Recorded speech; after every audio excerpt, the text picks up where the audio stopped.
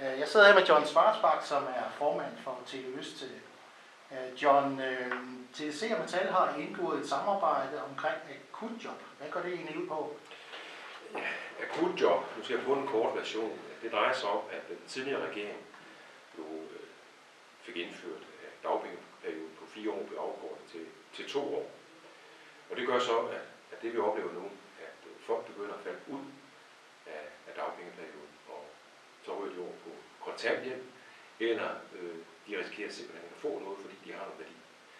Så det vi prøver her med et akutjob, det er, at når man kigger på netop TDC, så løbende så slår TDC jo stillinger op. De skal bruge medarbejdere i forskellige funktioner, og det har de gjort i altid, og de fortsætter med at gøre det. Men lige præcis, så begynder TDC sådan at fokusere i samarbejde med os på dem, som er udfaldstruede. Altså dem, som ryger ud i et økonomisk, skal vi kalde det ødeland. Det er dem, man fokuserer på. Gå ind og give dem mulighed for at få noget. Okay. Nu har der gennem de seneste år været reduktioner i TDC. Derfor kunne det jo nok være en del, der var nervøs for, om det her nu kommer til at koste nogle rigtige faste job. Hvordan er det med det? Ja, det spørgsmål har jeg fået med. Begynder man nu at fyre teknikere for at ansætte personer i akutjob? Nej, det gør man ikke. Det er krystalklart.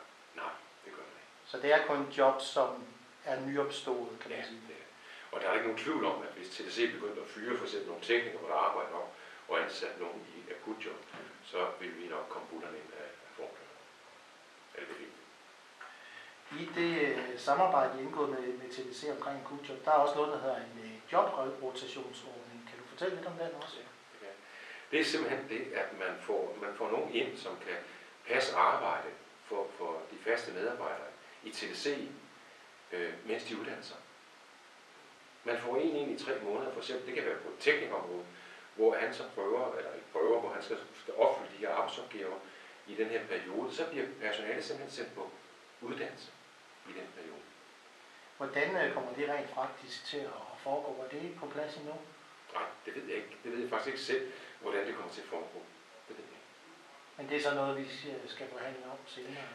Ja, jeg tror, altså nu har jeg ikke været og undersøgt det endnu, men som jeg ser det, så er det jo klart, at man ude i de områder, hvor man har trukket den her person ind, når man så sender folk på uddannelse, så er det fordi, man sender dem på noget uddannelse, der er behov for i det konkrete arbejdsområde. Okay. Det er det. Jamen, tusind tak for det, John. Det er godt.